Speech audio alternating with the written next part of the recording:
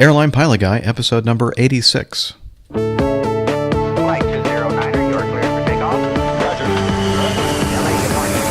123.9er. Roger. Beat less connected.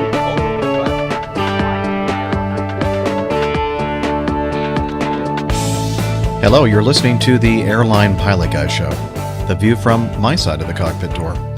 I'm Captain Jeff, your host, broadcasting live from Studio 625 in the Springfield Sheraton Hotel in beautiful downtown Springfield, Massachusetts.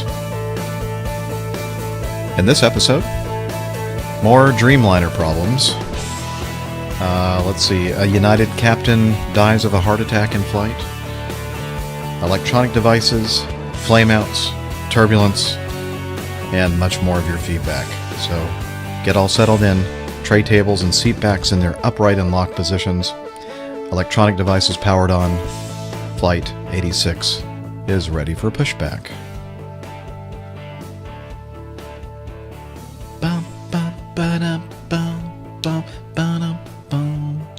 Yeah, first thing I'd like to do is say, last time, the last part, or the second half of the show, I did right here, not in the same studio, at the same hotel though, and I called it the Marriott, but it's not the Marriott, it's the Sheraton Hotel. And I realized that after I did the recording, I thought, it's not worth mentioning, but that's really where I am, the Sheraton Hotel in Springfield, Massachusetts.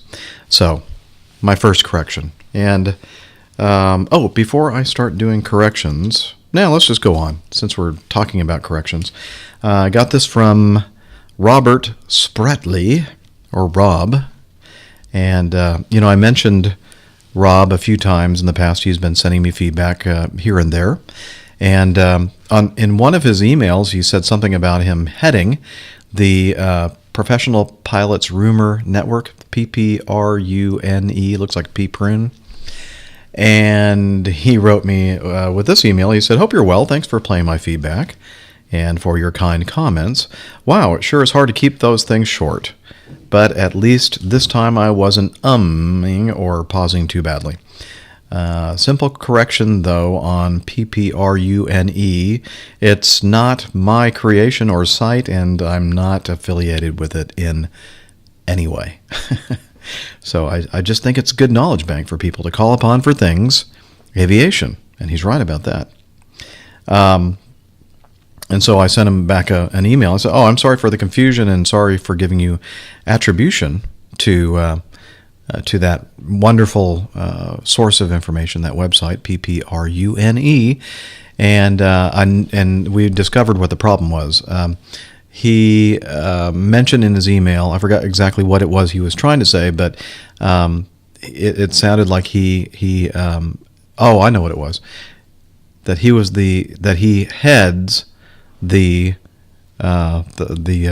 website, but I think what he meant to say was heard. So it was just a typo. And that one little typo, we talk about communication a lot on this show and how important it is.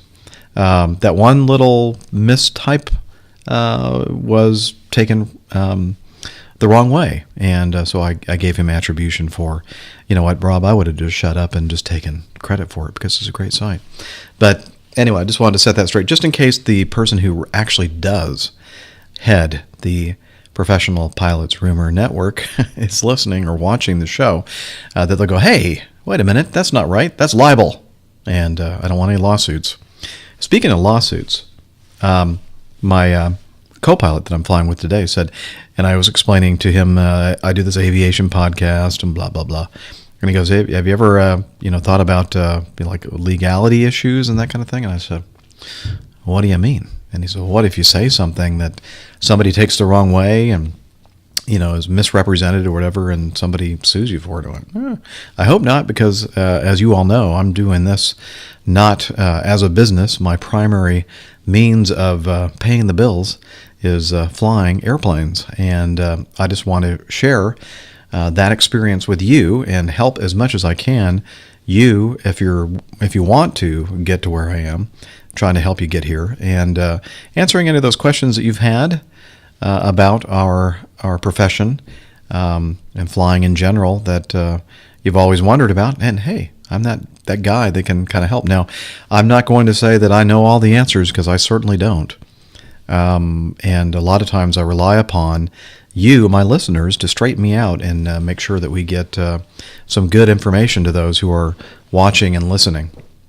And the other thing I want to make sure about, and I say this every few episodes, is that I fly for a major legacy airline here in the United States of America, and I have not received permission from said airline to do this show, and so I am not representing that airline in any way.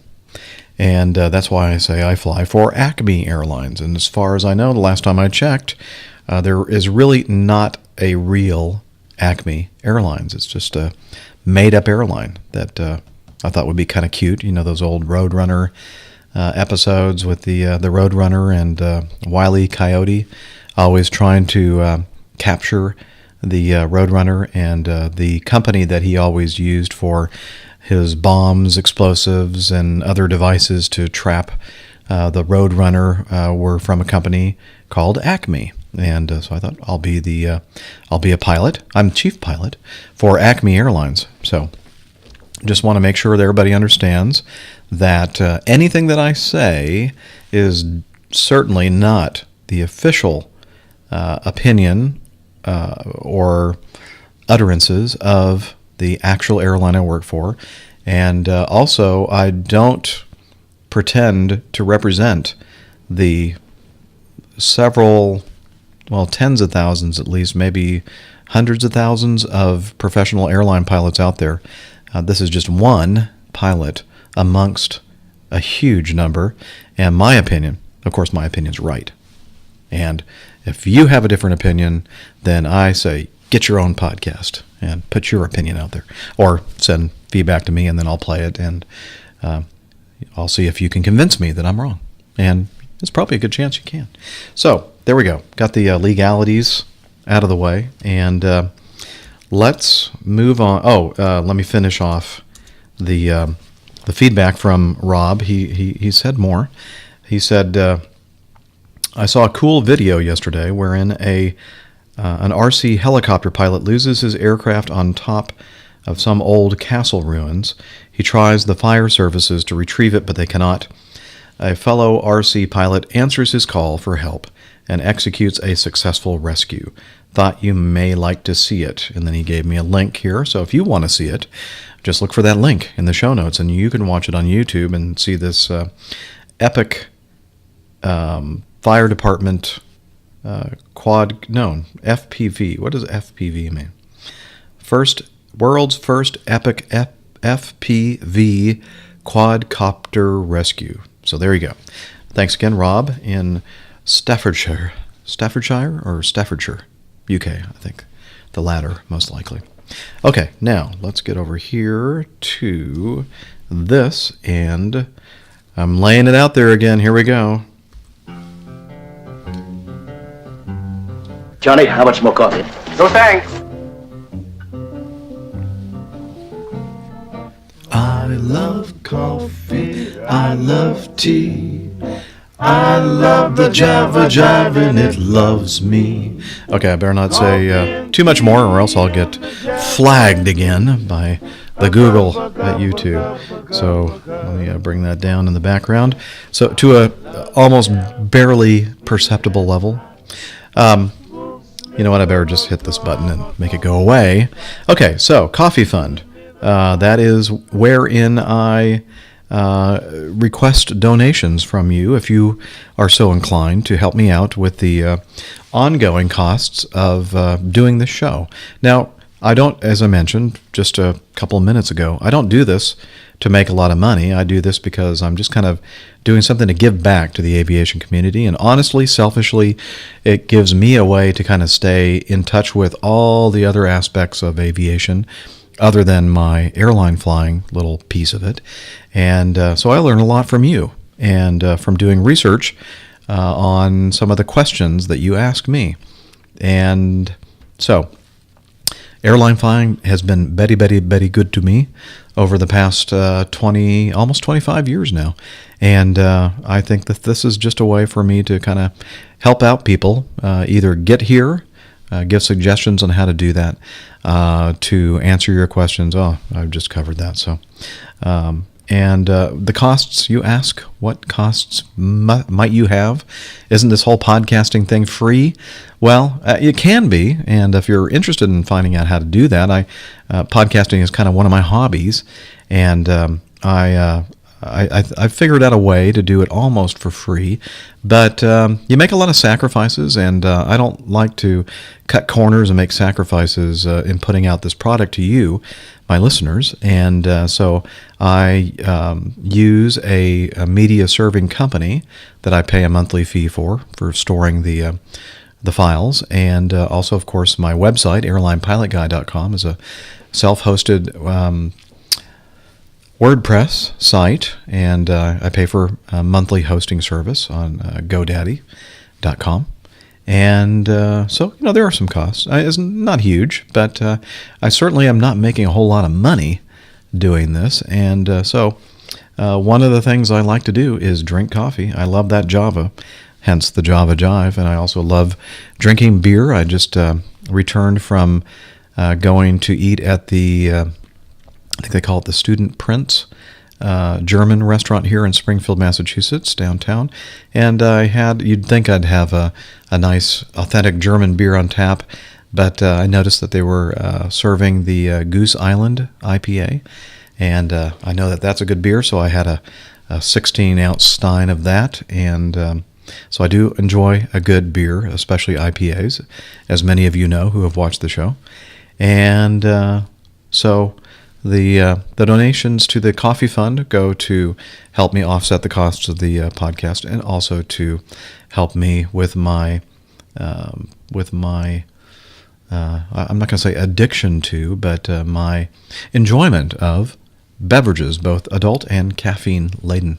So there we go. Enough of that. Oh, who contributed this past week? Well, I'm glad you asked. They are Christian, John, and Brian. Thank you, and thank you for your contribution. Okay, now let's move on with some news, shall we?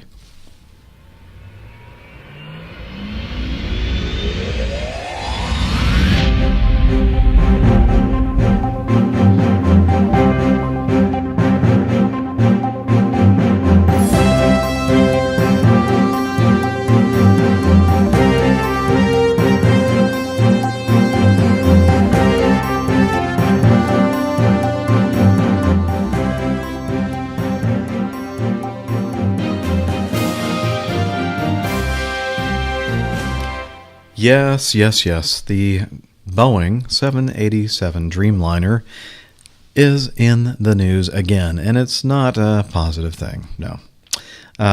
Looks like a couple of the airline customers, Norwegian Air Shuttle and Polish airlines, have both grounded at least one or more of their Dreamliners for various problems. Let's see, the Polish flag carrier LOT, Polish Airlines, ASA, said on Wednesday that it was forced to ground all 5 of its new Dreamliners after discovering that low-pressure fuel filters were not in place on the engines of 2 of the planes. The airline blamed Boeing for the problem in a statement issued earlier today. Both planes are now back in service. Boeing officials are currently trying to soothe Norwegian Air Shuttle executives in Oslo following a variety of problems that the Norwegian carrier had with its 2 Dreamliners.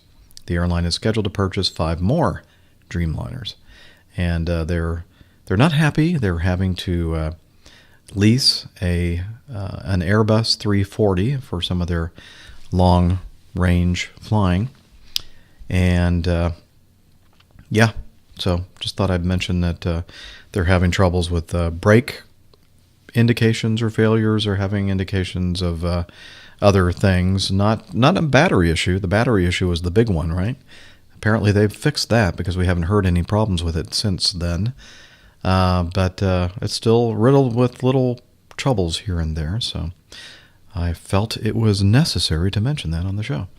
Okay, now moving on. You'll remember back in 2011 we talked about the Southwest Air 737. Of course, that's all they fly. That was leaving Phoenix, I think, heading to somewhere on the West Coast. I don't remember exactly. And maybe Los Angeles or something. I don't know. And they had a rapid decompression because they had a big piece of the fuselage pop off in the back of the airplane. Not quite like the big Hawaiian or Honolulu.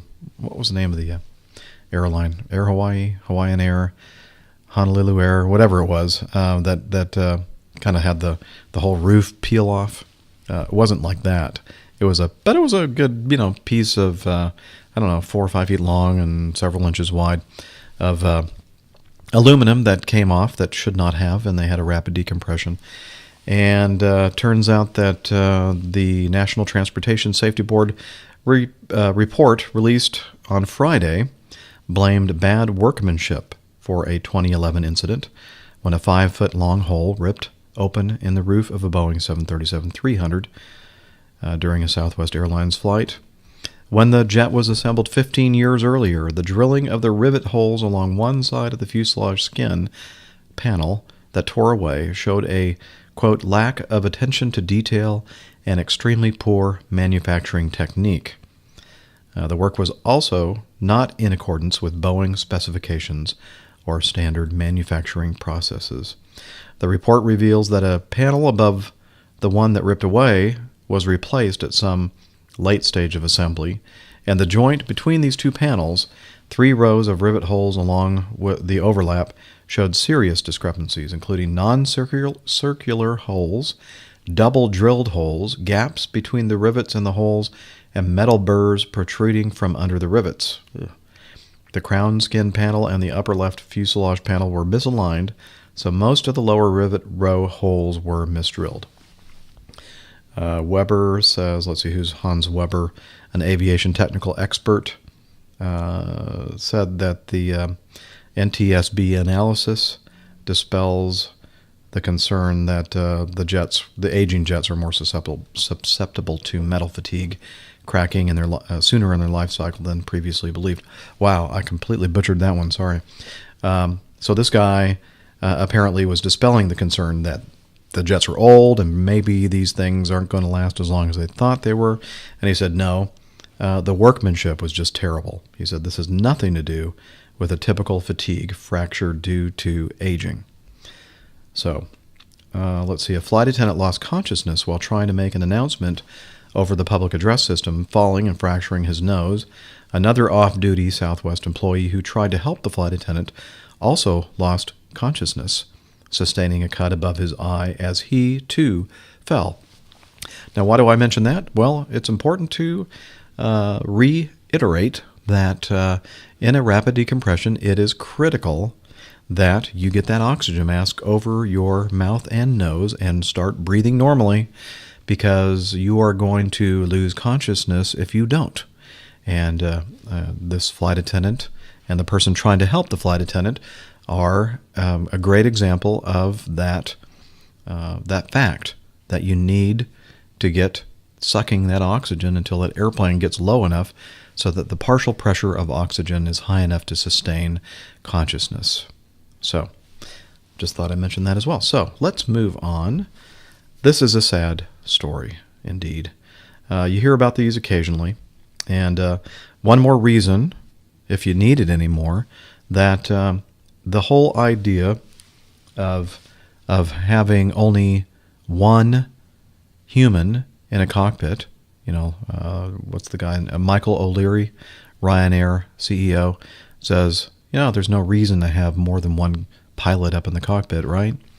Well, there is a good reason, because occasionally we succumb to nature, and sometimes nature or aging or whatever, our health fails us, as did this United Airlines captain flying from Houston to Seattle.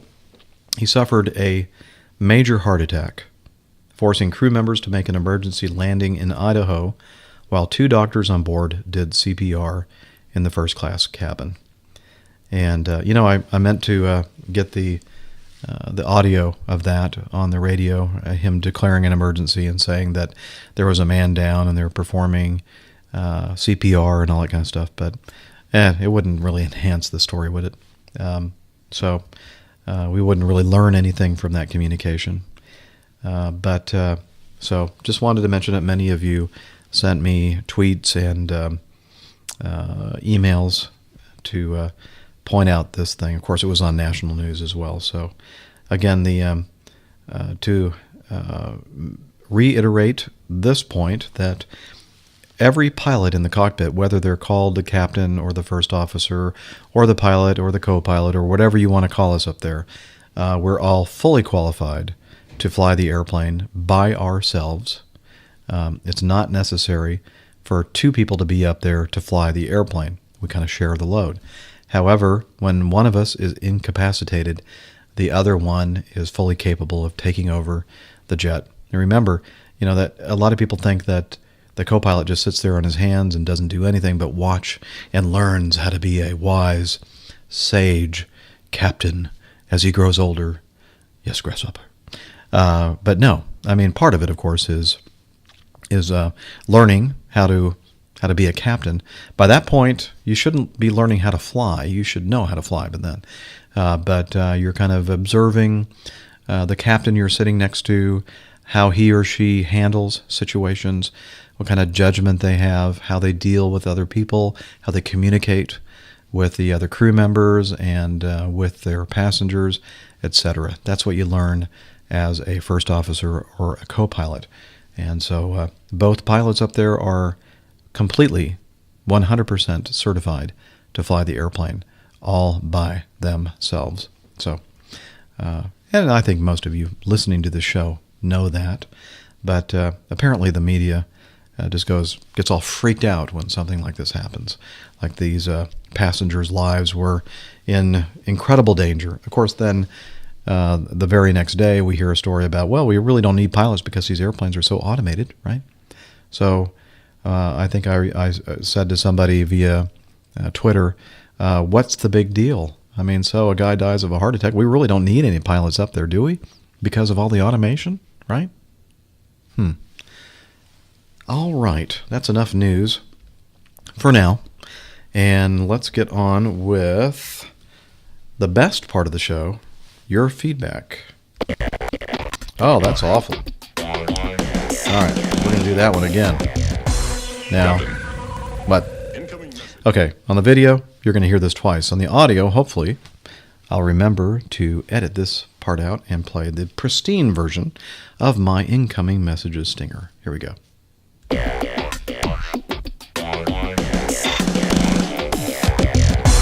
Captain, incoming message. Okay, let us start with kind of another correction. I mentioned on, was it the last show or the one before that? I don't remember now. The incident up in Baltimore, maybe it was the last show. I don't remember anymore. Where the control tower was struck by lightning, and one of the controllers was using the phone, and lightning, an arc of electricity or lightning, whatever, went through the phone, knocked him to his knees. They had to call paramedics, and then they announced to everybody on the radios that they were going to ATC 0. And you could tell by the audio footage, the audio recordings, that as I would have been perplexed, they were as well, because they didn't know what ATC 0 means or what it meant.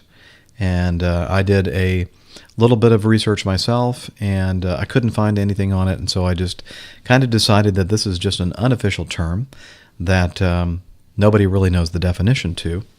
Now, apparently I used the wrong search engine, because Alan wrote, as soon as I heard ATC 0, I binged it, not Googled it, he binged it, and came up with the following. And he has a link, which I'll have in the show notes if you want to read 17 pages of government documents. And trust me, you don't want to do that. I've forgotten how ridiculous government documents are as far as trying to understand what they're trying to say.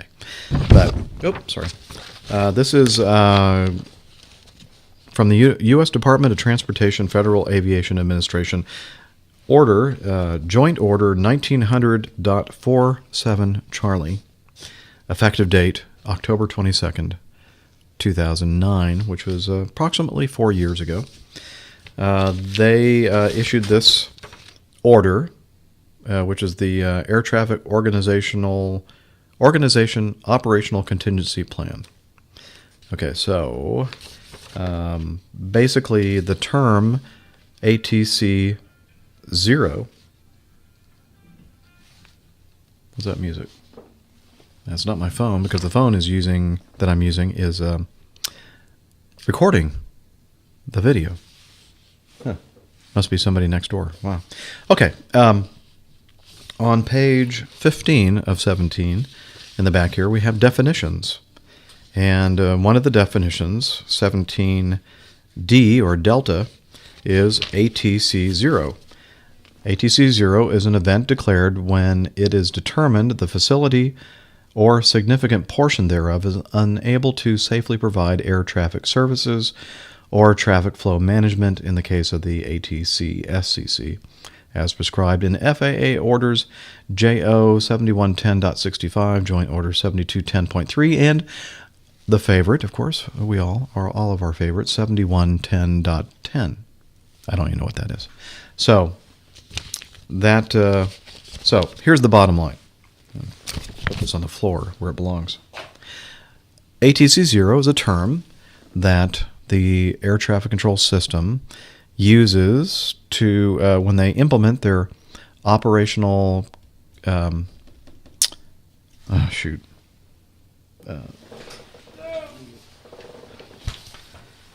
contingency. That's the word I'm looking for. Their operational contingency plan. In other words, something goes wrong, like somebody getting struck by lightning,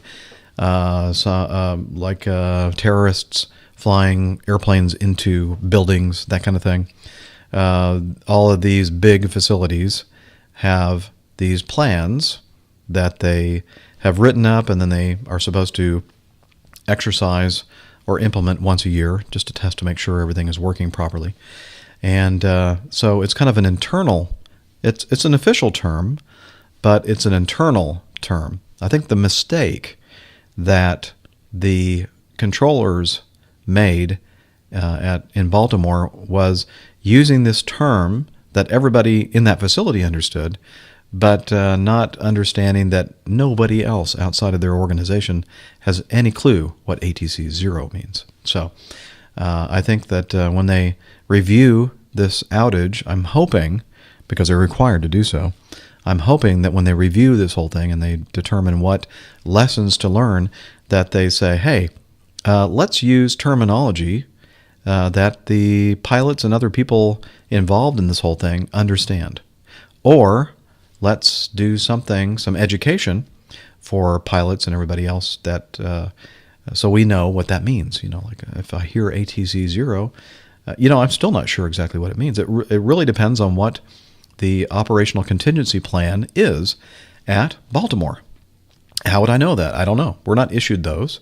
I can't go into my documents and look up the Baltimore Washington International Operational Contingency Plan and see what ATC 0 means in their case. So again, please, if you're listening, if you're an air traffic controller or work for the FAA, and when you review this incident in Baltimore and use a term like ATC 0, maybe put somewhere in there like, don't say this over the normal communications, because people aren't going to know what you mean. Use terms like the airport is closed, or the air traffic control tower is closed, and use tower closed procedures, etc. Just, again, effective communication is so important. Now, I'm very, very happy that Baltimore and the other big 35 international airports around our country have these contingency plans, waiting in the what's the term? Well, anyway, they have these plans already set so that if something goes wrong, they can implement them. And I just think that that's good. That's good planning. But again, let's be careful about the terms we're using and make sure that we communicate well so that everything goes smoothly. I mean, think about it. If they had used terms that everybody understands, nobody would have been hounding them on the radio or calling up Potomac Approach. What does that mean? What am I supposed to do? Can you give me authorization to take off? My company is, calling me and they're bugging me. They want to know what's going on. Why is the flight still at the gate? What are you going to do? When's everything going to get better? And our answer, of course, is I don't know. I'm not even sure what's going on. So, that's my little rant about AT. Thank you, by the way, Alan, for finding that. And if you want to, if you're having trouble sleeping and you want to read something that's going to put you right to sleep, then click on that link that I'll have in the show notes for Joint Order 1900.47C. Okay. Let's move on to, one of my favorite subjects, electronic devices, right? So let's play this little piece of music.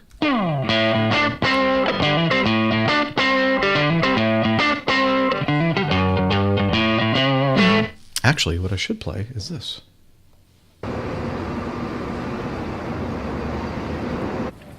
We're gonna need you to power down before takeoff. Thank you. Welcome aboard Magic Airlines. This is your captain speaking. If you look down the aisle, you'll see Cindy, who will be demonstrating for you the safety features we have on board your flight. Emergency exits can be found at the front and...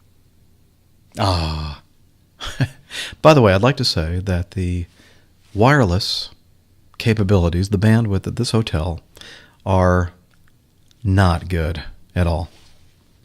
I'm not going to complain, though. I'm just telling you, don't expect to get a lot of bandwidth at this hotel.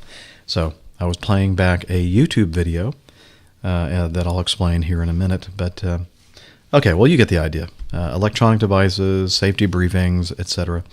This from Lynn, my friend from SQPN, kind of our producer for Catholic Weekend, another show that I do. She says, "Hey, Jeff, just noticed this story." Actually, she didn't say hey. She said, "Hi, Jeff." She talks in a very proper way, which I love, by the way, Lynn. I just noticed this story this morning. She is what kind of chemist are you? You're some kind of a organic chemist. You have like a doctor in organic chemistry or something, Lynn? I mean, she's like super, super smart, and she's very talented. She is an organist. Yes. It's hard to find organists anymore these days. You know, all these churches that have all these beautiful organs, and they're not getting played because nobody knows how to play them. So I really, really, really appreciate people like Lynn, not only because she helps me out with Catholic Weekend, but because she plays the organ, which is a beautiful instrument, and she plays it beautifully. So, okay, enough about Lynn. She says she just noticed the story. She sent in some feedback, I think, last episode or a couple episodes ago about the Hello Kitty branding on Ava Air's jets. I think we're going to talk about that in another piece of feedback here. But anyway, okay, so she said, "I noticed this story this morning and thought that this would be interesting to share with you and everyone else. Imagine being able to use an iPhone or iPad in airplane mode to listen to music, watch a film, or read a book or article during takeoff." Lynn, why would anybody want to do that during takeoff? Don't you want to be listening to the sound of the jet engines and have your window shades up and looking outside and feeling that rush, that acceleration, and watching as the airplane lifts off the runway and how everything starts getting smaller and smaller and smaller? You know, the trees get smaller when the pilots pull back on the yoke or the stick.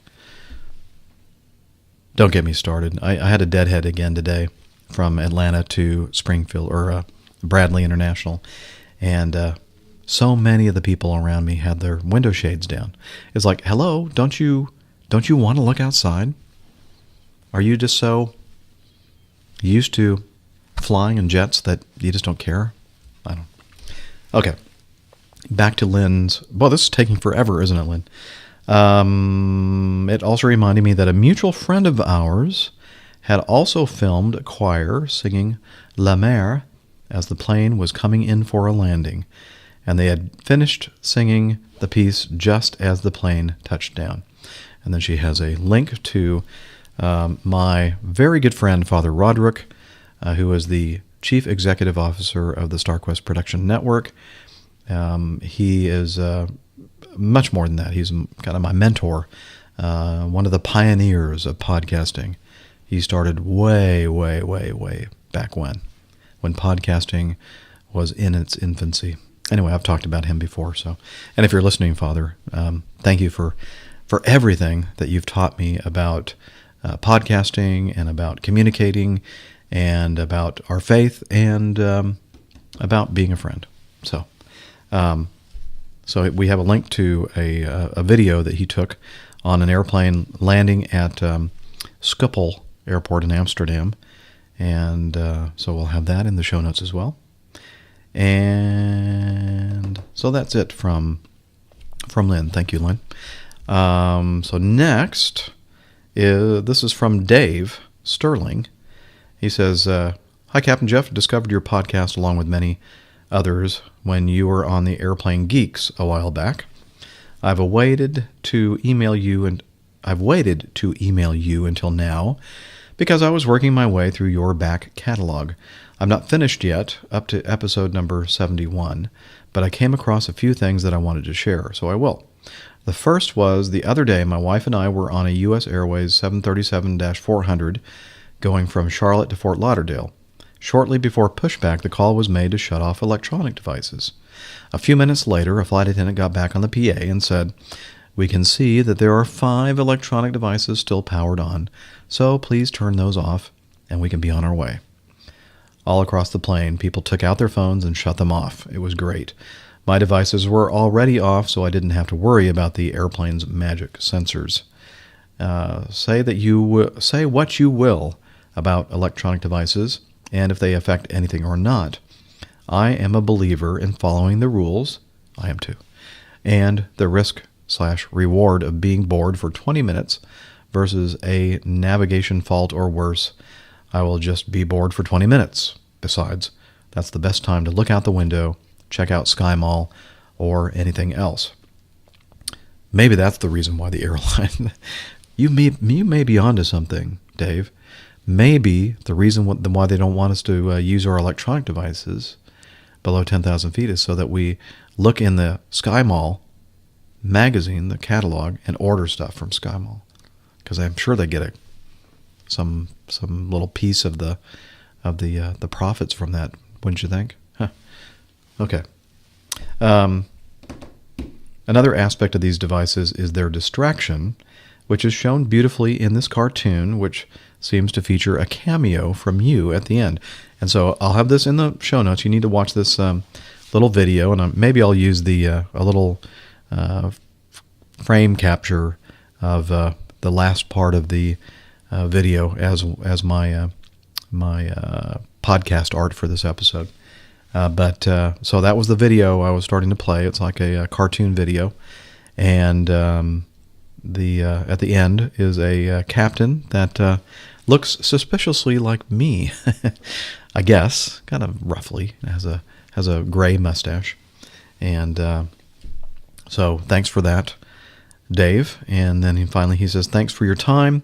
And if you are ever at CAK, which is Canton, Akron, Ohio, or Cleveland, let me know. I'll buy you a local beer from either Akron or Cleveland. Dave Serling in Akron, Ohio.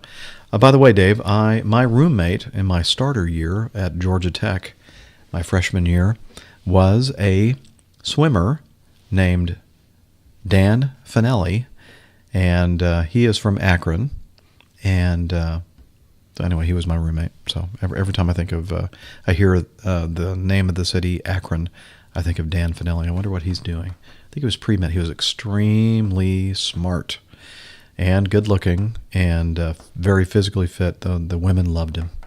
And there I was in the shadow watching. It was amazing. He'd read something or listen to a lecture, and then that was it. It was in his head. Whereas I was not that smart. Okay. I mean, I'm not dumb, but I mean, it just didn't come to me as quick. I had to really work at it, and he didn't. So, speaking of Canton, Akron, I am going to be there this month. Let me quickly look at my calendar over here. And, oh, come on. Don't do that to me. Don't do that to me. Where are we? Okay, stop it. I will be in Canton, Akron on the 24th. Yeah. Might as well tell everybody right now. If you want to get together, no promises because, I have to have time to do this. Let's see.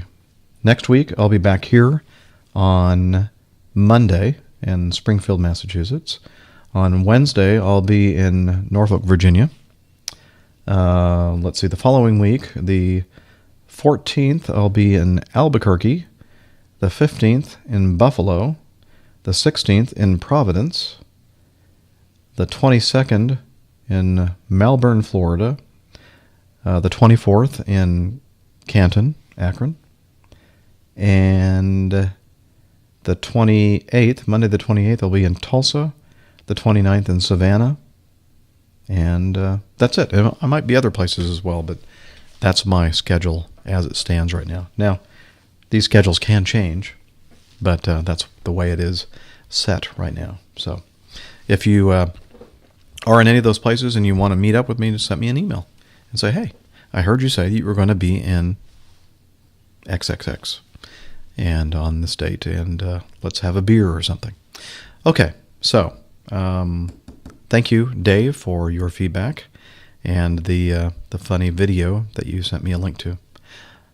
All right, staying with the electronic devices category or theme, let's hear from our good friend PJ Gustafson in Houston. Hello, Captain Jeff. I got a question for you.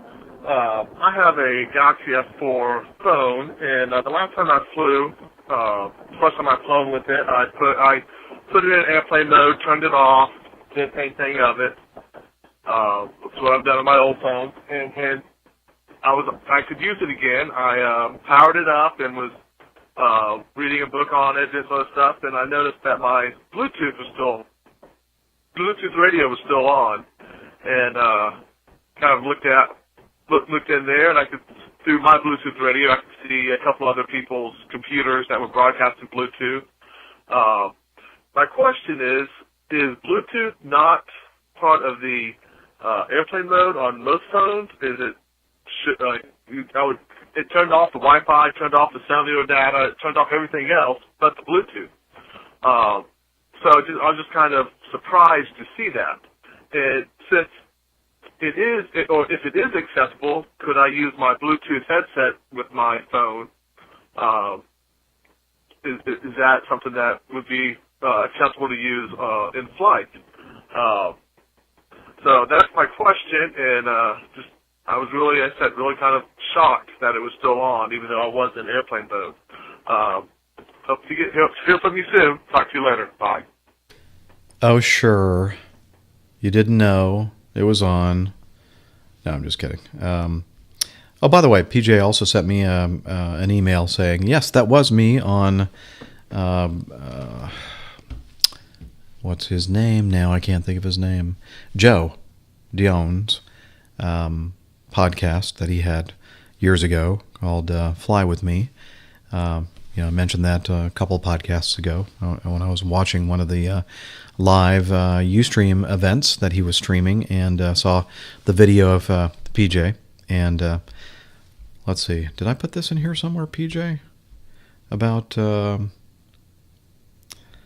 well, maybe not. I can't find it right now. But anyway, he said, yeah, he was working for a nonprofit that had something to do with restoring airplanes, and I'm not going to say anything more because I'm probably going to screw it up. So anyway, I'll read that at either later on in this podcast or maybe another show. But he's not involved with that organization anymore, but it's still going on, and it's still a worthy organization. So he gave me some contact information regarding that.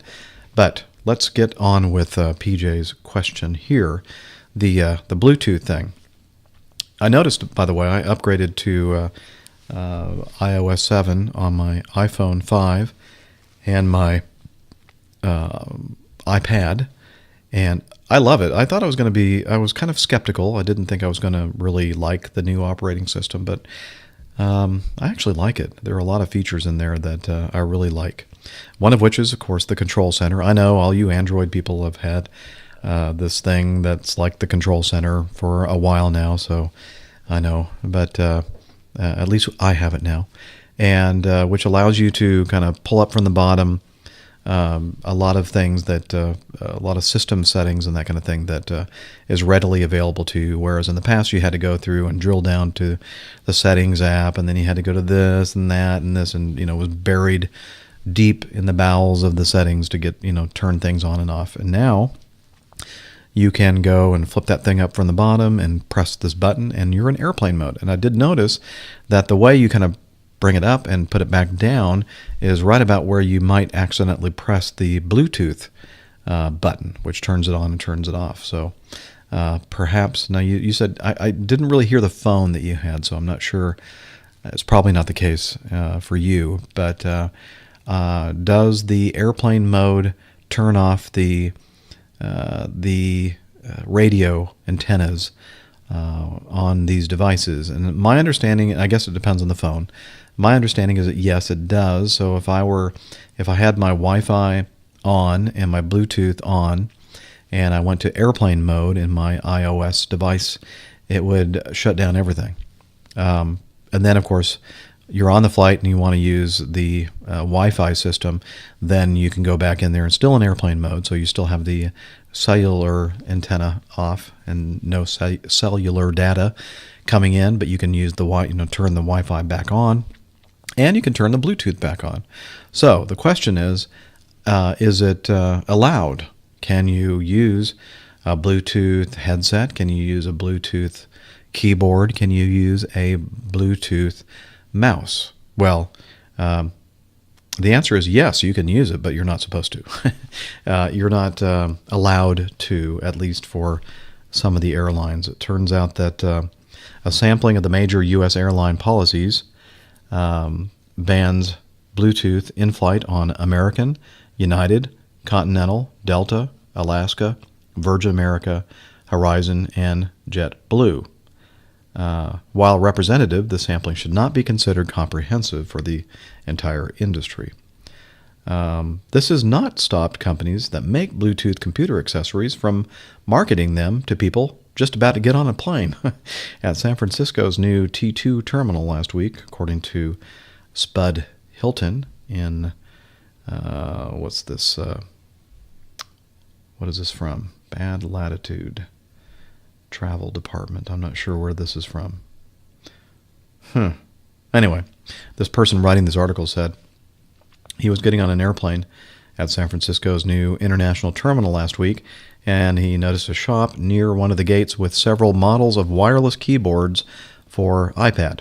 And while I recognize that Bluetooth items are handy for travel while in places other than the air, I didn't see a sign on the shelf clarifying, "You cannot use this on the plane you're about to board." So, I, personally, how I feel about electronic devices. Do I think that Bluetooth is going to have any effect on any of the airplane systems? I don't think so. So if you accidentally turned your Bluetooth signal or your antenna on and you were accidentally using a Bluetooth device, well, I don't think it's going to cause a catastrophic loss of the airplane. I'm not telling you that it's okay to do, though, because as Alan mentioned in an earlier email, I do believe in following rules. So if the rule is that you're not supposed to have it on, then don't turn it on. Whether you believe or don't believe it has any effect on the airplane, until we get to the point where the FAA finally comes out with some kind of a policy or regulation that says, oh, it's okay now. You can have your phones, your iPads, all that kind of stuff on for the entire flight. So that is my answer, PJ. I don't think they're allowed, at least not now.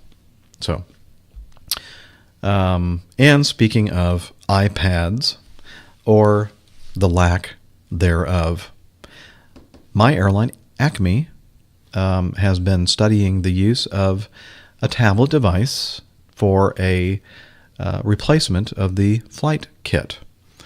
The flight kit is the big bag of manuals that we used to lug around with us. Now, at least we're kind of making a transition here.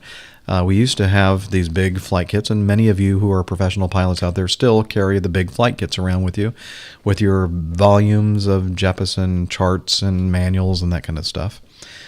Fortunately for me, I don't have to do that. I haven't had to do that in over a year, and it's really nice. They're already in the airplane. Somebody else manages those things, puts the revisions in and all that kind of stuff. And right now, the only thing we have to revise every few weeks is a thing that we carry around with us as a kind of a transitional number of documents that we carry around with us. I'm not going to go into more detail than you need. And eventually we're going to make the transition to completely paperless and using electronic documents for the entire flight.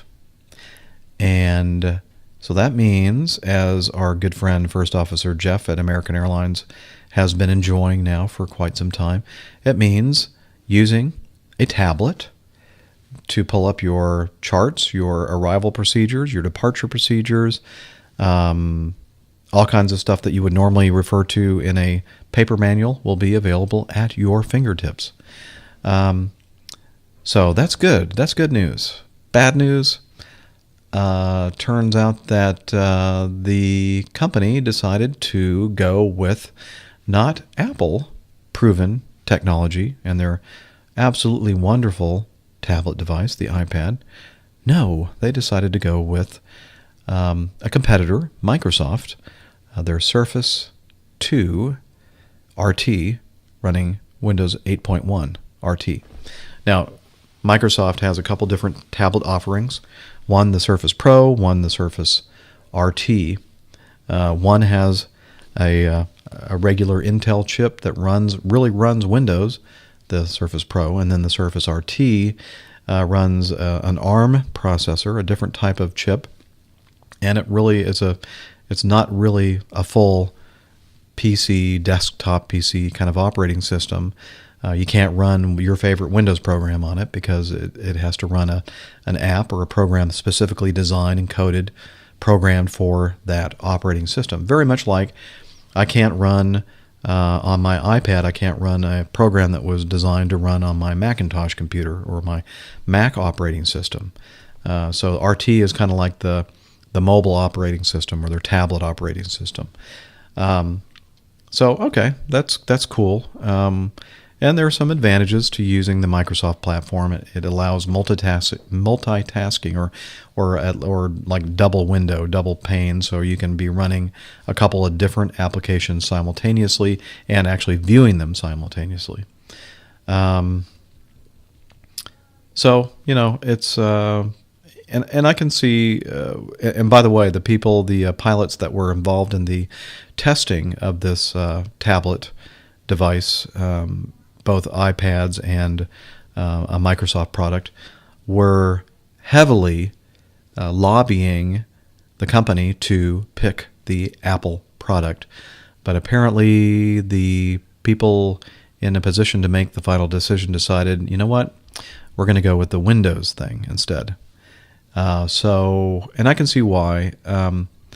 The ability to get it for a reduced price, because Apple was saying, we're not going to give you a discount, even though you're going to order 11,000 iPads. We're still going to make you pay the full price. Now, was that a good or bad decision on Apple's part? I think that they could have knocked a couple dollars off or something and sweetened the deal a little bit, but they didn't. Probably because they don't have to.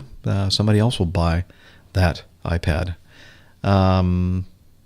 The ability to customize the operating experience is probably another reason where they can ensure that there's no way that we can accidentally check our email or go online to do something other than check the weather or do whatever, flight related.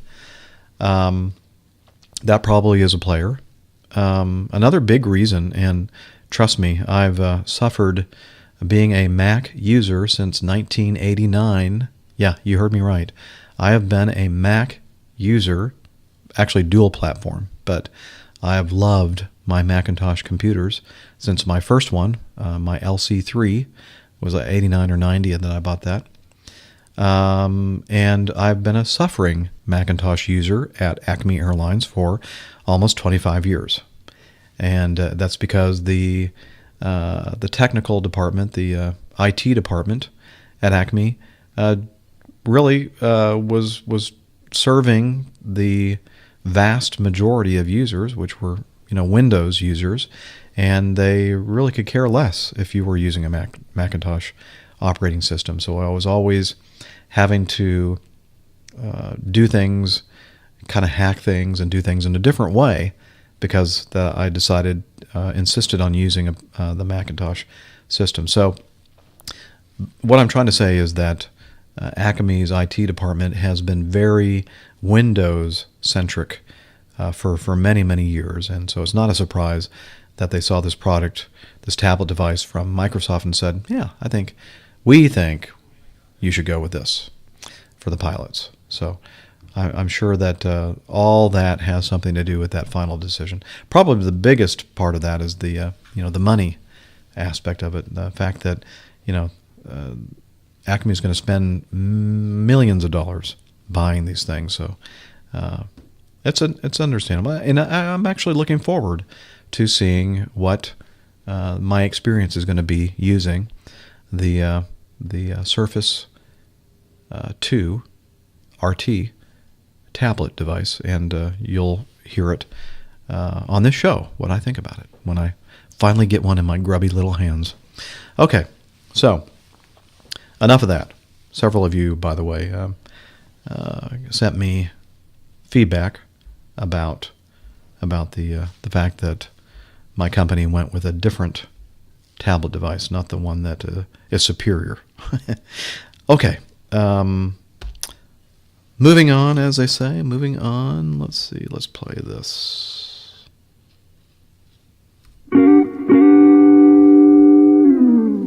I'm glad that worked. This is from Super Dave MC.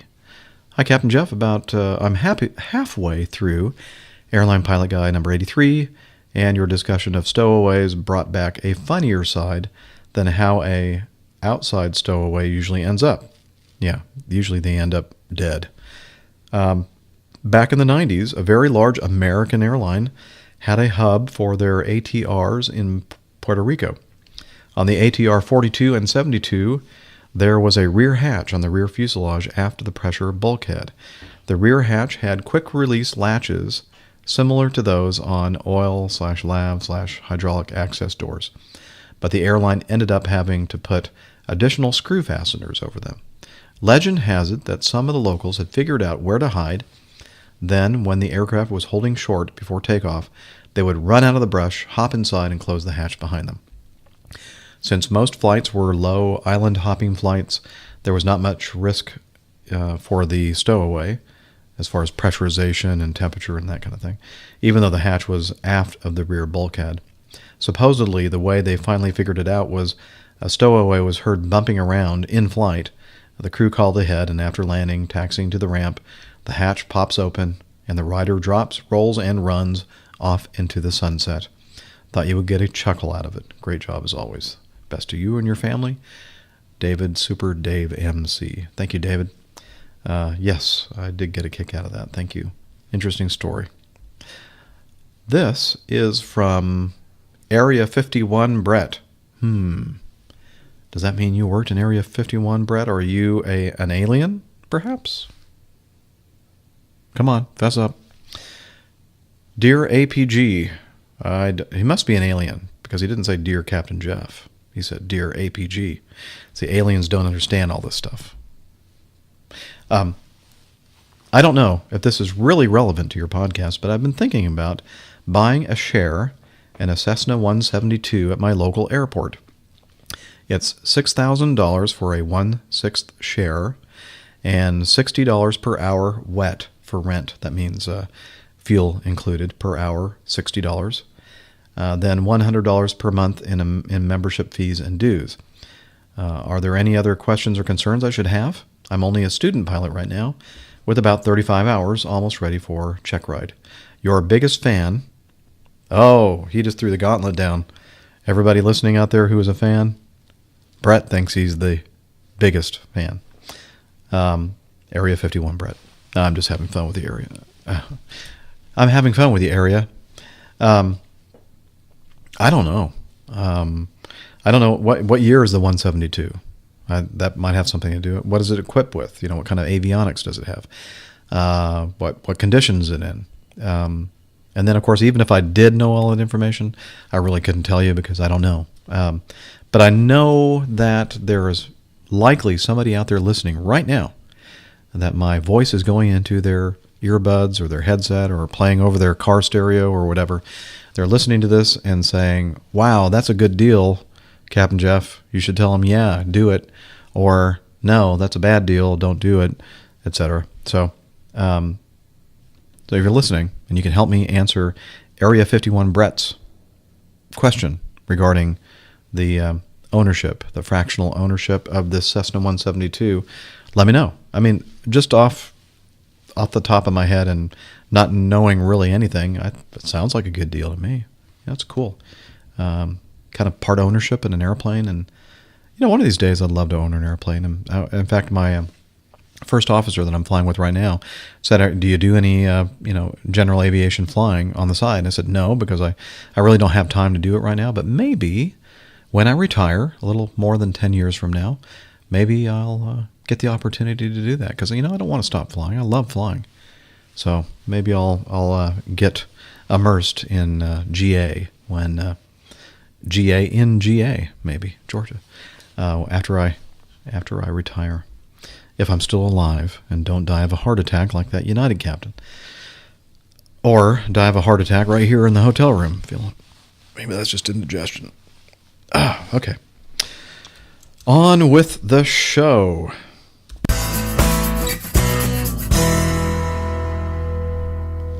Okay, that was probably too loud. Sorry to those who are sensitive about the music being too loud. My bad. This is from Paul Ratazzi. Ratazzi. Did I do that right, Paul?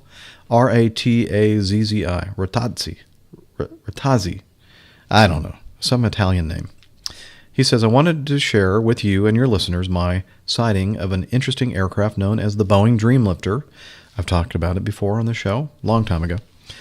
One of four, this particular one is currently parked on the apron at Griffiths International Airport in Rome, New York. As you may know, the Dreamlifter is a highly modified 747-400 used exclusively for carrying 787 parts to Boeing's plants from all of their suppliers around the world. According to Wikipedia, the Dreamlifter's cargo hold is the largest in the world. So, why would an amazing vehicle like this, why would an amazing vehicle like this be parked in the middle of nowhere in upstate New York? Read on. Griffiths Airport is actually the site of the former Griffiths Air Force Base, which was, at the time of its closing in 1994, home to B-52s and KC-135s, as well as the Eastern Air Defense Sector and an 11,820-foot runway. EADS is still operating at Griffiths, as is a part of the Air Force Research Laboratory where I work. Perhaps you passed through Griffiths during your Air Force career? Yes, I have. Flew the 141 in there a few times. Well, at least once. These days, the flight line facilities are home to the county airport, which supports general aviation operations, an A&P school, the two aircraft maintenance facilities. One of these has a contract with Atlas Air, so there are now 747s parked all over the place in various states of repair. This includes the aforementioned dreamlifter, which is operated by Atlas under contract for Boeing. The other maintenance facility is currently serving a batch of C-5s. Griffiths is also used for training by C-17 and C-5 crews from downstate, so there are still many interesting things flying over our heads in Rome. I love it. Hope you enjoy the picture. He sent me a picture that he snapped of the dreamlifter on the tarmac. Looks like that dreamlifter kind of looks the way I feel right now. I'm really bloated from eating at that German restaurant. I had the Hungarian goulash. Wait a minute. I ate at a German restaurant, but I ate Hungarian goulash. Is that really German? I don't think so. I think I got ripped off. They had a little thing in the menu that said it was like authentic German cuisine. Hey, you German listeners out there. Sebastian, did I get ripped off? I had Hungarian goulash with some nice noodles and some, or maybe the noodles are they spretzel? I don't know. Anyway, I am stuffed, and I kind of feel like this Dreamliner or Dreamlifter looks. It's a 747, which is already kind of big in the front part of the airplane, and then go back about, 20 or 30 feet, and then get really big. I mean, huge, big around volume-wise, but still a neat-looking airplane. I've seen them at Charleston, which is one of the Boeing facilities where they make the Dreamliner, and I think I've seen one down in Miami International Airport, probably picking up some parts from one of the companies that one of the suppliers. All right, let's move on, shall we? This is Ahmad Dan Hamidou. Ahmad Dan Hamidou. How did I do, Ahmad? Did I do all right? Hello, Captain Jeff. It's been a while since I've had the chance to resume listening to Airline Pilot Guy. Too much work and too little bandwidth at my end. I'm still way behind as far back as episode 21. Holy cannoli, 21. I don't even remember that. I think it was only 15 when I was recording that one. I love your podcasts so much. I'm determined to listen to all of them in chronological order. Whew. Bless your heart. My question is related to something you discussed in Airline Pilot Guide number 21, engine flameouts. I know from all of those books, cockpit manuals, aviation literature, and even my FSX, Microsoft Flight Simulator X, that when operating in heavy precipitation, the ignition switches are supposed to be moved from flight mode to CONT, which is continuous mode. My questions include, number one, will/can the CONT continuous setting prevent the engines from flaming out in heavy precipitation? Number two, what is it that makes flight different from continuous? Does continuous involve some kind of forced ignition or precip-proof combustion? I find this flameout issue very intriguing. Thanks. Well, Ahmad, I think it depends on the particular airplane manufacturer and the engine manufacturer and the actual model of the jet engine. But in my experience, when you had a regular flight position, it was using like only one half of the igniters at a time, maybe alternating in between the two igniters systems, whatever. But when you go to continuous, then it stayed on continuously and usually used both sets of igniters. And again, that could, I don't know what airplane you're flying in the simulator or what you're reading about. And I think it does depend on I don't think it's all, they're all the same. But the first question you asked, will it prevent the engines from flaming out? That's the point of it. But trying to prevent the engines from flaming out in heavy precipitation is one thing, but also if they do flame out, you have those igniters glowing and they're going full blast, so that when you're out of the precipitation or the precipitation decreases significantly enough that you still have the fuel air mixture back there and you have those igniters going, and then it'll start soon thereafter. So I think it's to hopefully prevent flame out, but if it does flame out, that it will start back up immediately after you're out of the heavy precipitation. And every airplane that I've flown, when you're in heavy precipitation, you have the ignition system on, whatever type that you have, to again hopefully prevent flaming out your engines due to water ingestion. Because I can tell you that jet engines, they don't fly well underwater or in water, a lot of water. All right, thanks for your question, Ahmad, and thanks for listening. Excuse me. That IPA and the goulash is coming up. All right. It is from Carl He. It's Carl again. I'm not sending you a voice feedback just because you sound better on the podcast.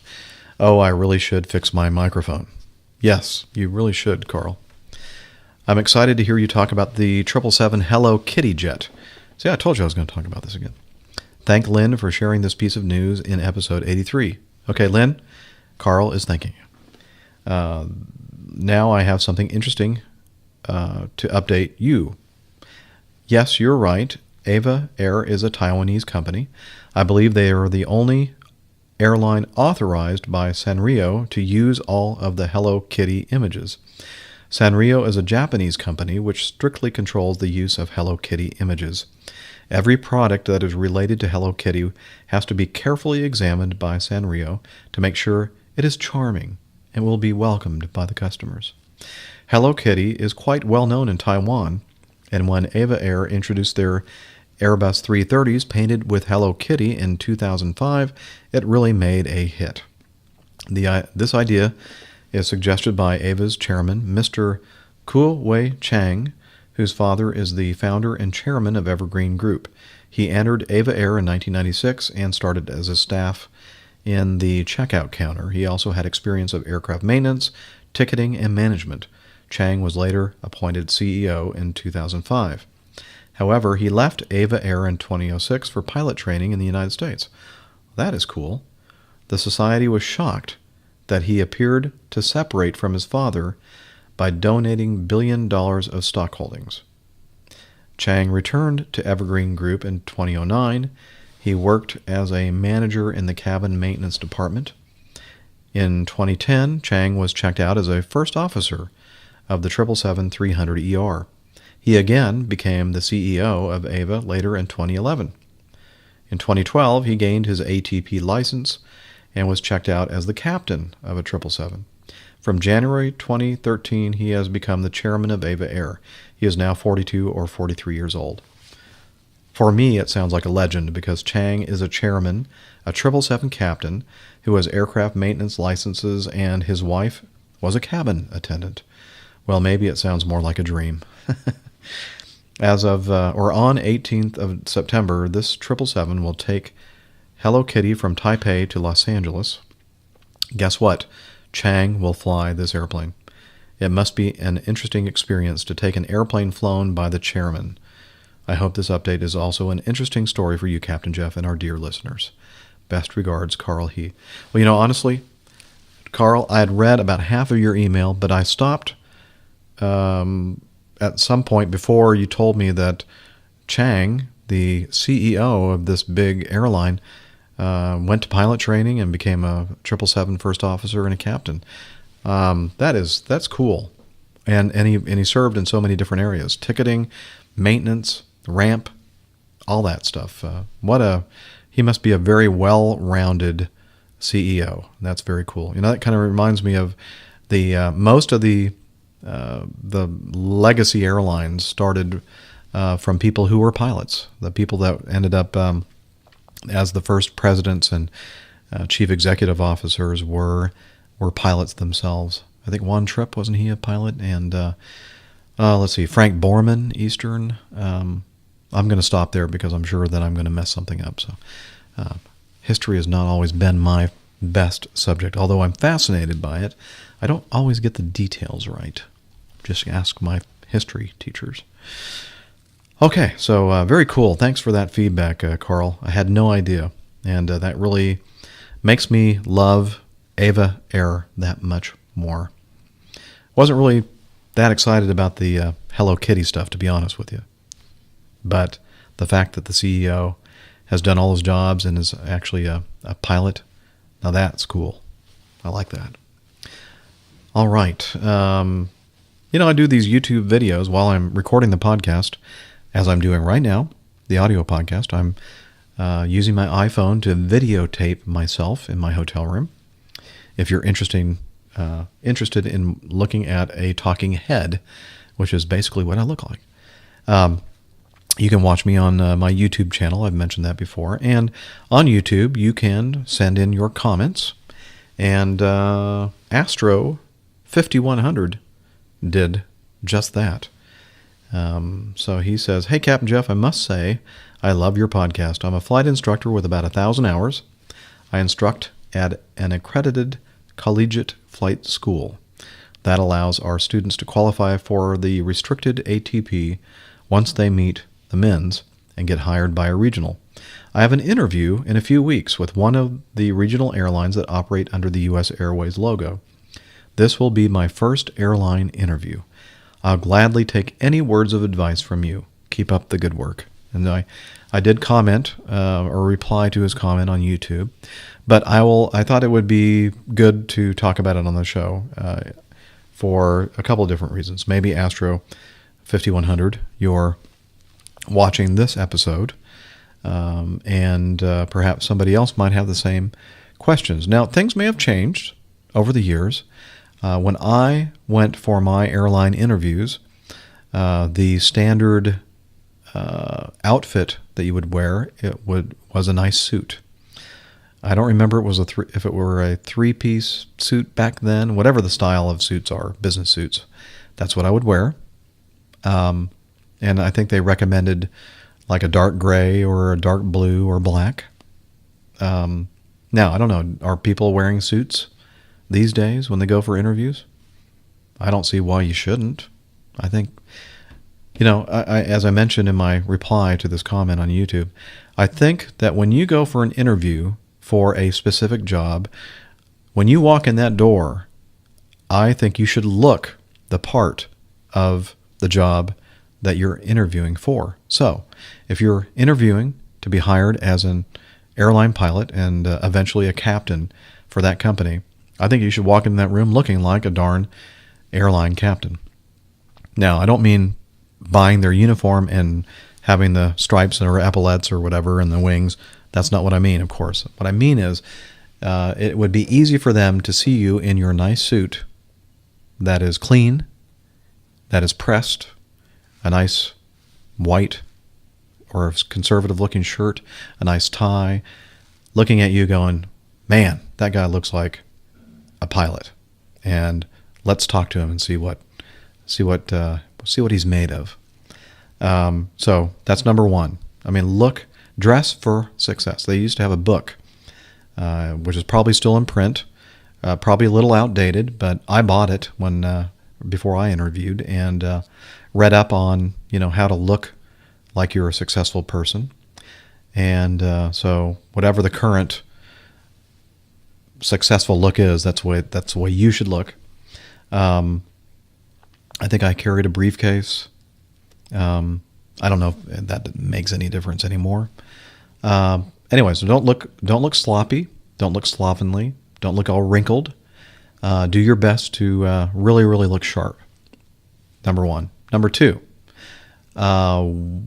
you should, when you're opening your mouth and communicating to them, you should have an air of confidence, but not of cockiness. Okay, so that's a fine line. I grant you that.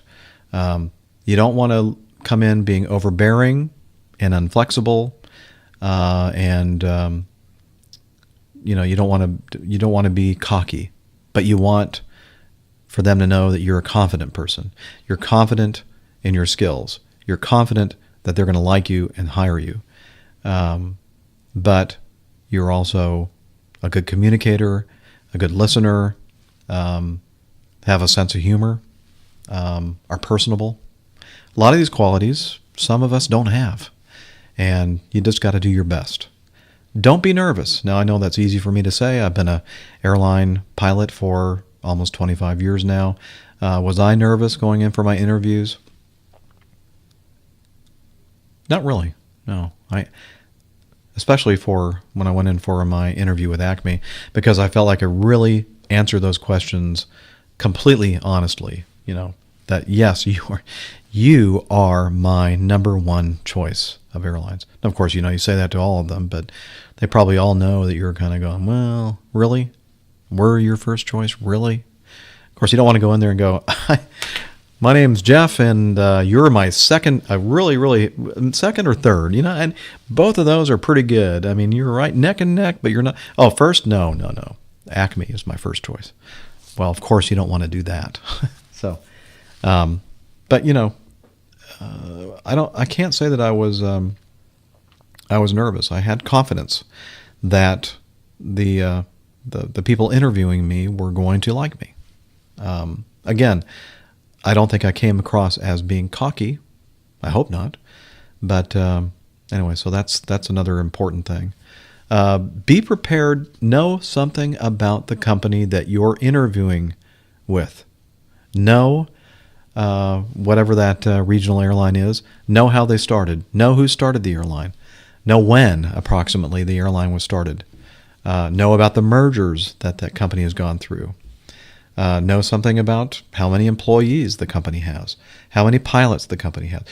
Learn as much as you can. Now, don't go crazy. You don't want to be spouting out statistics, but you want to make sure that they understand that you've done your research, you know something about that company.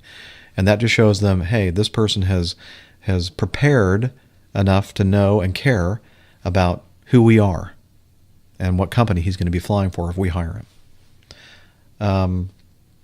Ask questions of them, good questions, say, don't just sit there and answer their questions. It's always good to ask them some questions. Now, some questions I would not ask is, how much am I going to get paid? Of course, you can figure that out by going to a bunch of places on the web and finding out what airlines are paying, hourly rates and that kind of thing. But think of something. I can't think of anything offhand, but some kind of question for them. That's always a good thing, I think. Okay, looks like my iPhone storage is almost full, so I'm going to have to end answering this particular piece of feedback from Astro 5100. And I hope that you get a chance to watch this before you go for your interview, and I'm sure that you're going to do great, and I hope to hear back from you when you get back from your interview, so you can let us know how that went. And maybe we can learn something from you and your experience. So I'm going to go ahead, because this is a podcast and the magic of podcasting, I can put this on pause and I can come right back. So don't go anywhere.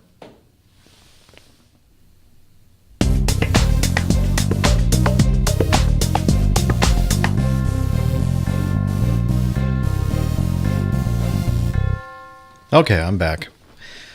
Oh, well, let's go and move from the cockpit to the cabin.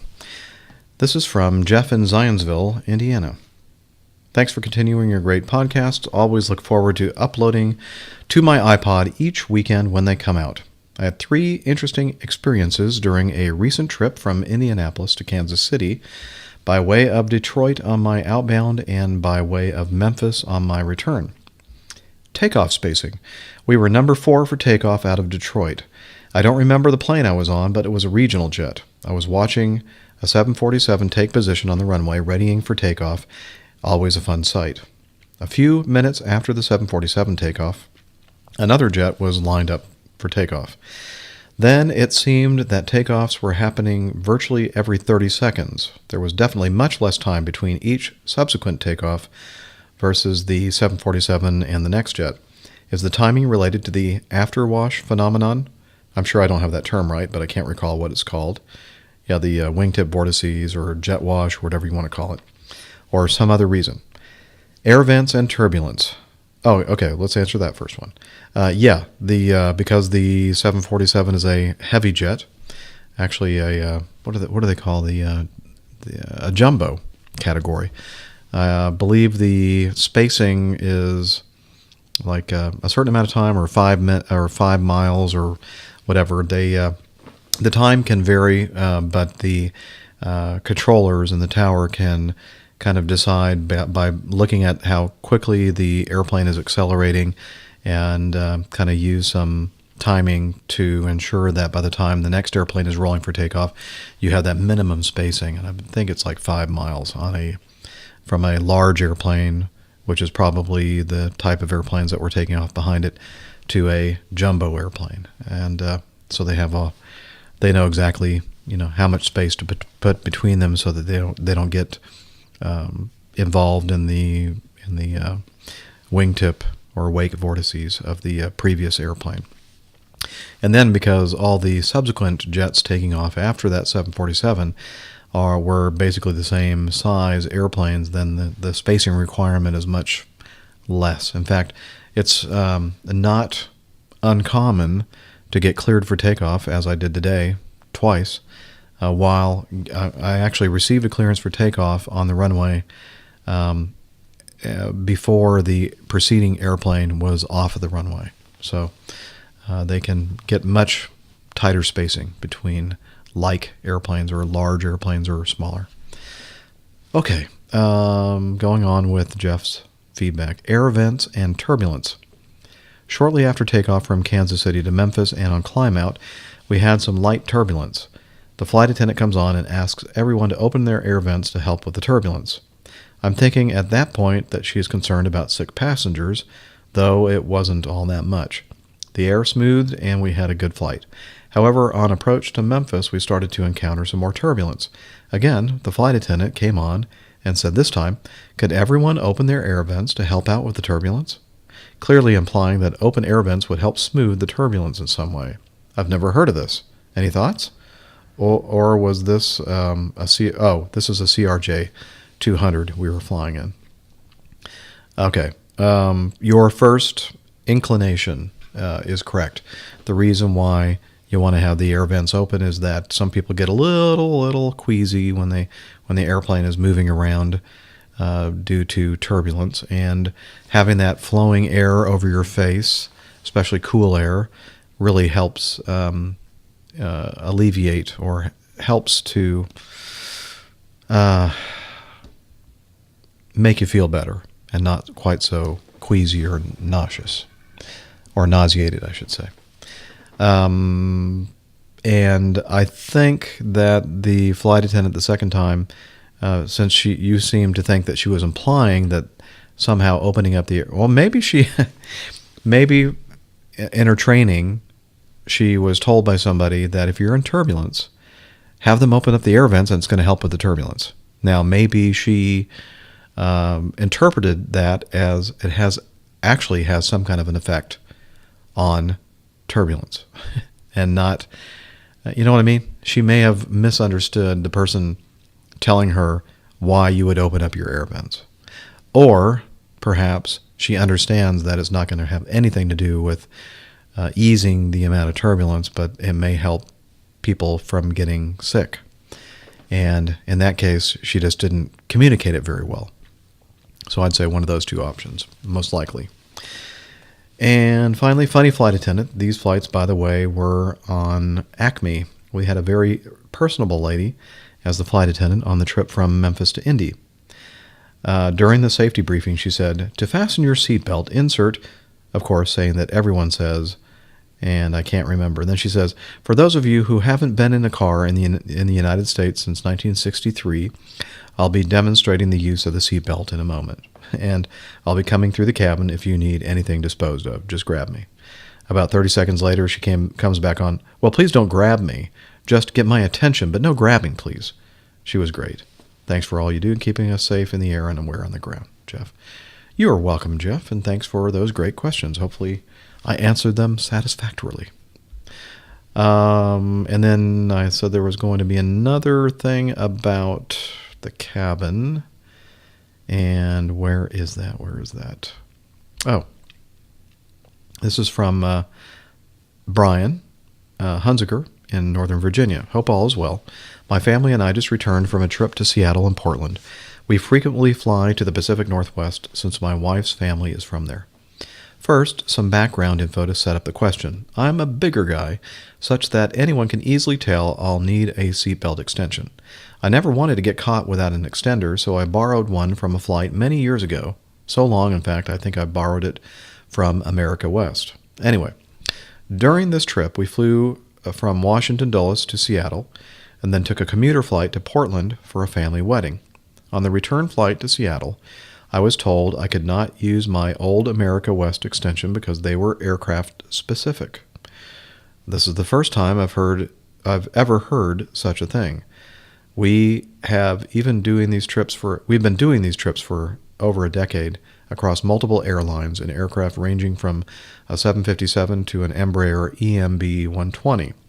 So I was hoping to ask your cadre of cabin crew folks if this was legitimate. So for those of you out there, cabin crew people, what do you think? Is this a legitimate explanation from the flight attendant? I mean, I just assumed that all these seatbelts were the same. That one extension works in a bunch of different airplanes. I don't know. I've never had to use one, but I don't know. That's a good question, Brian. So I'm waiting for your response to the question. And he said, Brian was the one that sent in the clip of his daughter in the backseat of his car, Megan. He said I'm glad you liked the clip of my daughter. Her name is Megan. And I asked her this morning, and she thinks you're cool now. She really does say cool, by the way. Well, good. At least one woman out there thinks I'm cool. Oh, I don't want to get into anything personal. Okay. Let's see. I've done that one. I've done that one. Wow. I'm getting close to getting all of my feedback. This is a question about uniforms by Gary. He says, I've discovered your podcast when you interviewed with the airplane geeks and quickly became a fan. I just got caught up and have a question about pilot uniforms you discussed a couple of episodes back. I travel a lot for my work, and during the fall and winter, I occasionally notice pilots wearing leather jackets, like B-17 pilots in a World War II movie. As far as I can recall, only pilots from Southwest wear them. Does Acme allow pilots to wear leather jackets? And what variations from the standard uniform does the airline allow? Thanks, and keep up the good work. Well, no, Acme does not let us wear leather jackets, leather bomber jackets. That would be kind of cool, but my company is very, very conservative when it comes to the way a uniform should look, especially when you're wearing the uniform jacket.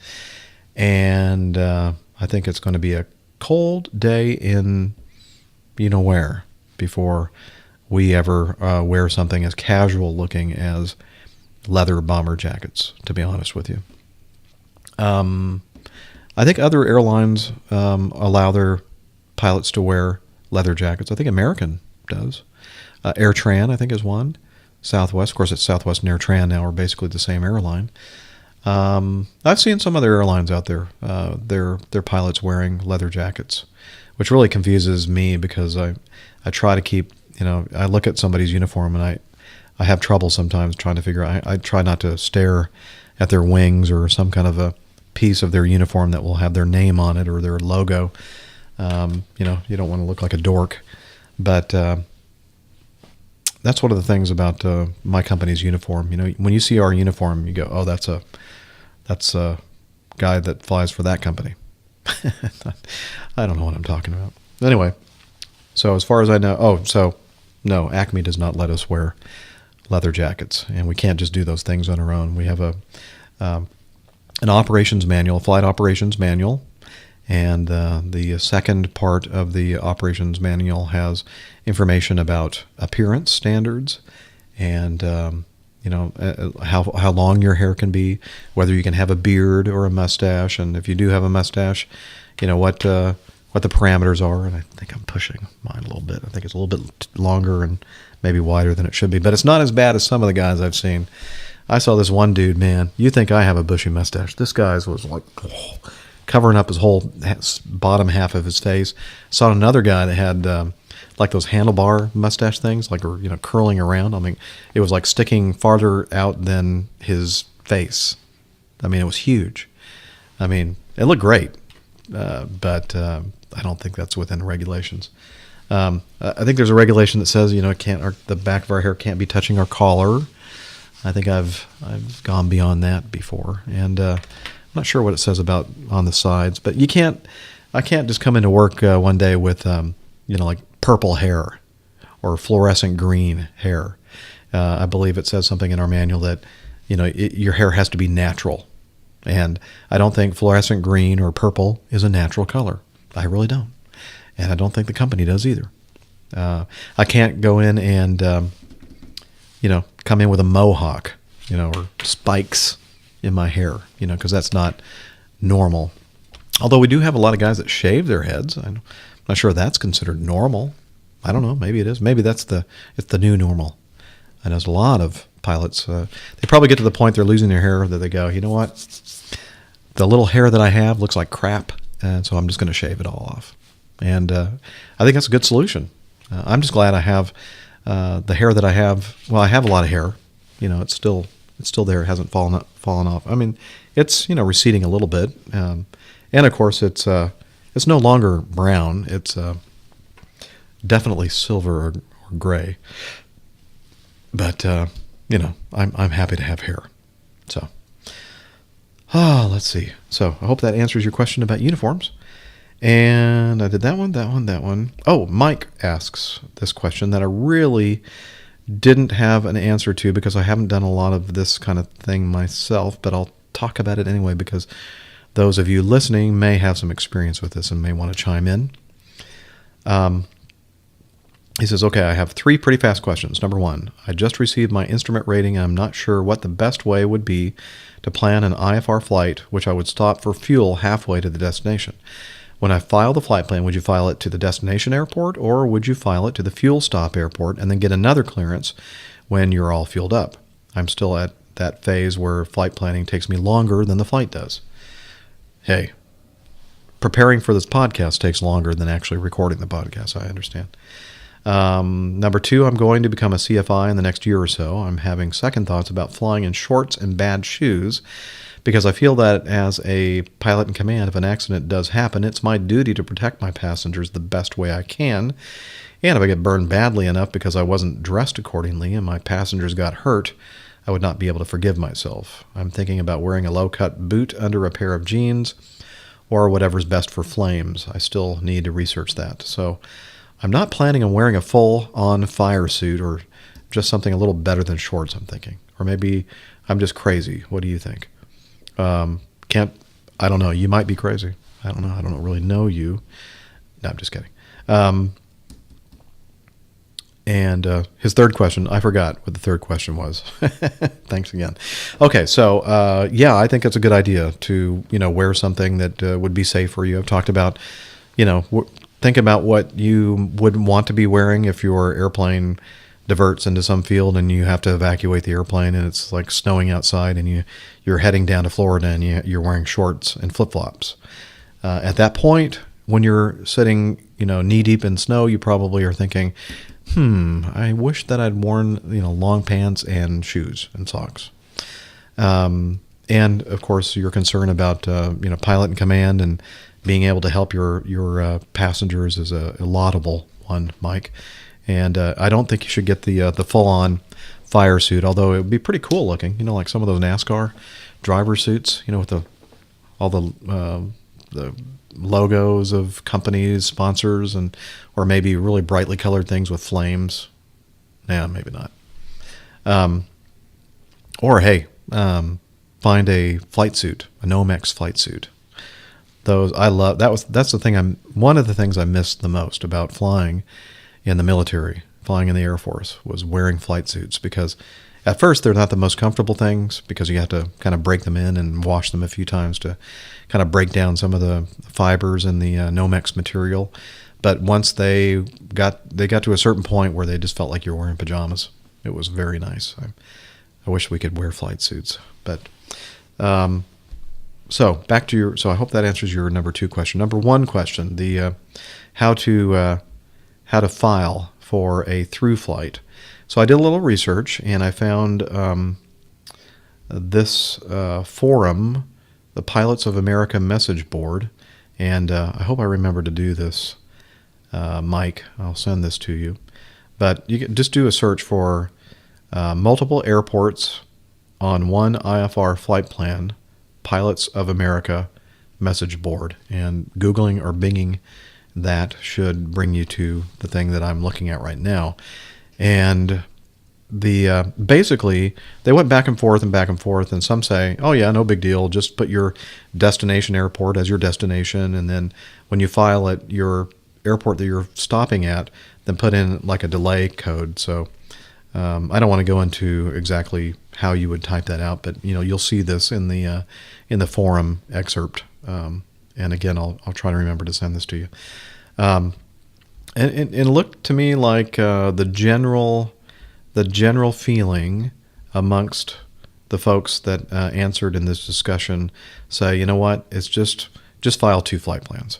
File to your fuel stop airport, and then file a second IFR flight plan from your fuel stop airport to your destination.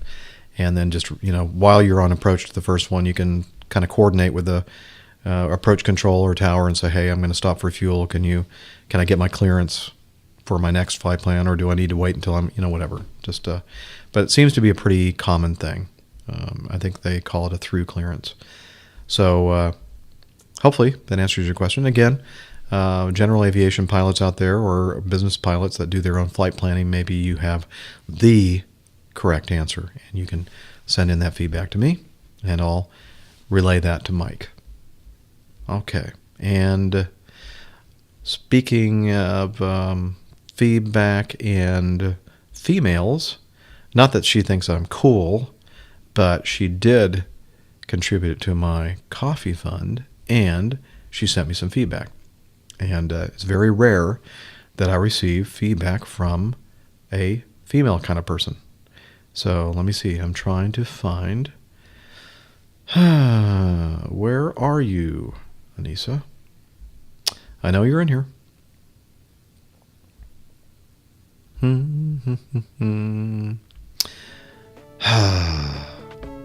I'm sorry.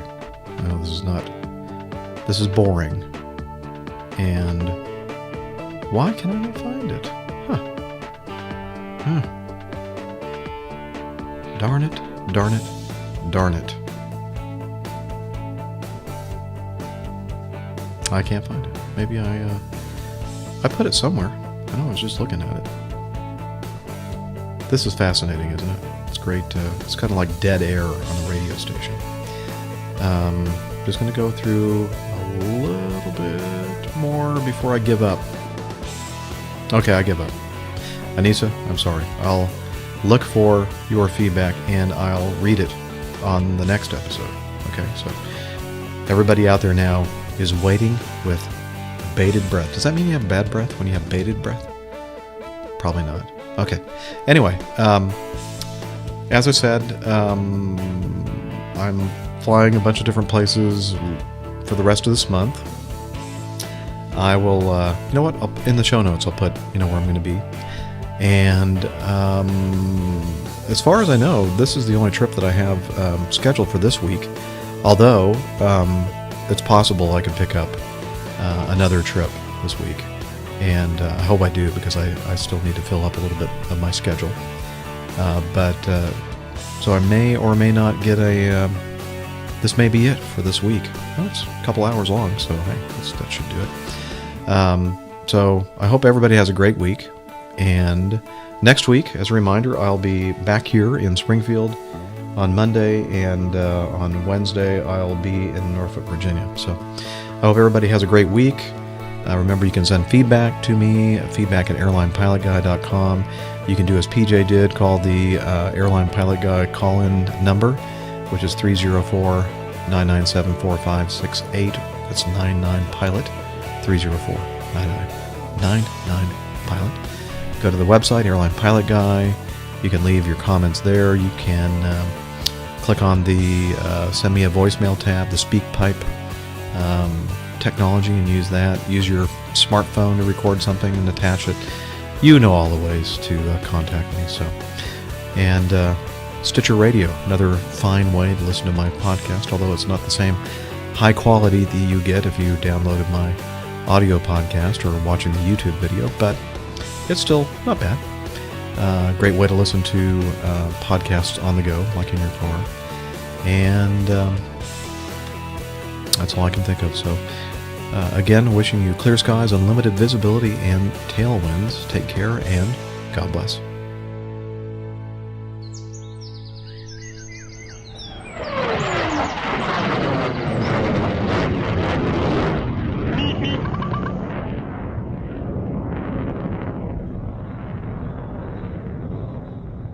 Good day.